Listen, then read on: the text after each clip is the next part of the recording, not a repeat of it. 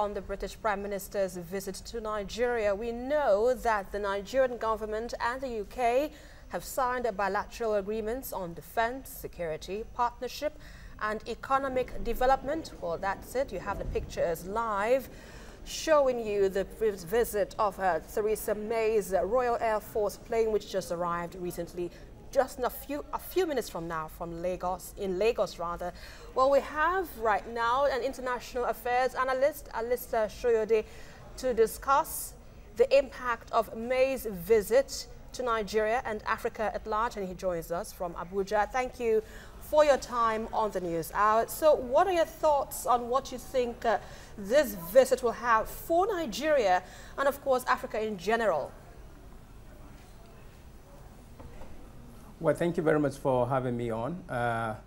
We know Nigeria has a good relationship with the United Kingdom, Britain, and indeed, as is rightly mentioned, this is the first time that the Prime Minister is coming to Nigeria, basically to seek for indulgence of the Nigerian power. As you know as well, we have a high concentration of Nigerians in the United Kingdom who are contributing highly in terms of economic development over there in that country. But nevertheless, I think it could have been an opportunity for Nigerian government to act just beyond the trade opportunity between Britain and between Britain and Nigeria, but really for the United Kingdom to do more than what they're offering Nigeria in this situation. Because United Kingdom, they're pulling out of Europe due to the Brexit situation. So it really gives Nigeria and Africa an opportunity to explore beyond trade and ask for more things from the United Kingdom, because we are the suppliers of what they need in terms of raw material. And we have a high percentage of consumers that are buying into the services that they can provide to Nigeria and Africa as a continent. All right, Alistair, in specific terms, yesterday while the PM was in South Africa, she said Nigeria is the home, the world headquarters of poverty, quoting the Brooklyn report, which in her own words and according to the report, she's correct. But what we would like to know is how this economic agreement signed by with the Nigerian government might help in some way, means of, to reduce the level of poverty in Nigeria in specific terms. Well, there's a fact that we don't know the specific of the agreement that has been signed. What we know is it's talking about economic development and in terms of military. But we need to know the full detail of what has been offered in terms of itemized economic development that Britain is giving to Nigeria.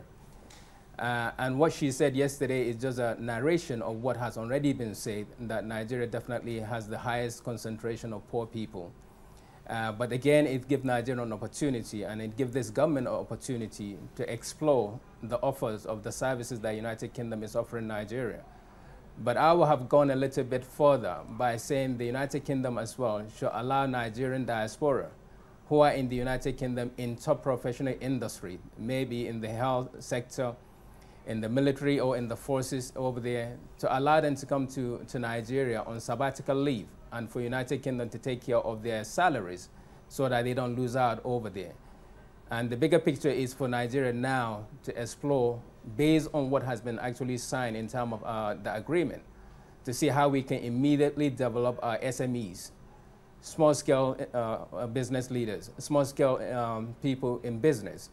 What can we offer them? Is there an opportunity the United Kingdom is offering in terms of financial packages? What are they doing with the fund that has been looted, that has been over there in the United Kingdom? We heard as of today, they released some money to Nigeria, which some people might classify as a last-minute.com situation, because they're coming in to sign a much more bigger agreement with Nigeria. And as I said, the trade between Nigeria and United Kingdom is roughly in the region of almost £8 billion per annum.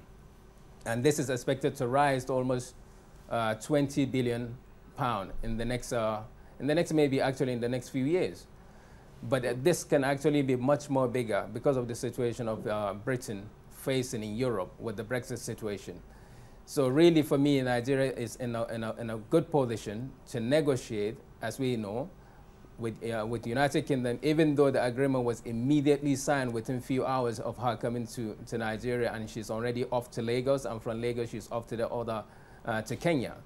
But Nigeria should really, Nigeria as a country, we really need to go back into it. We have the opportunity to get more than what they're offering us. Right, now, apart from just being in Nigeria, you know, she was in South Africa and she'll be going to Kenya. Now, with this visit, do you think it would change the narrative of how Africa has had trade relations with the UK over the years? Do you think perhaps it will make any difference in terms of economic boost, in terms of what we really want for ourselves as Africans? Well, this is really, to be honest, it all depends on the African leaders, because we are, as a continent, in the best position that we should be. As I said, already the Prime Minister is here. She's moving to Kenya, as you rightly mentioned. In the next couple of days or week, the German Chancellor will be coming to Africa as well. So the situation that Britain has created with the Brexit situation has given Africa the opportunity really now not just to be somebody that has been colonized by the so-called colonial masters, but now we can go to the table with equal measure. Now, our leaders have to explore this wonderful opportunity that has been given to them based on the Brexit, based on the situation in Europe and around the world, to capitalize on it and demand for a bigger share of the business, the bigger share of the economic development. We have the raw material that they need to survive, and they need to build their industries. But we should capitalize on that, especially when we're now talking in terms of actually transportation on the African continent, more so in Nigeria. Britain is known to build good ports, good railway lines. I mean, so we can use the opportunity that this has created. They're looking for business.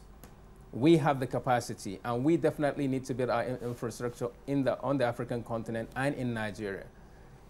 We should utilize that opportunity, Alistair, demand for more, bargain for the prices that we can get. Alistair, we're going to put you on hold now. We have with us the Executive Director of SERAP with us.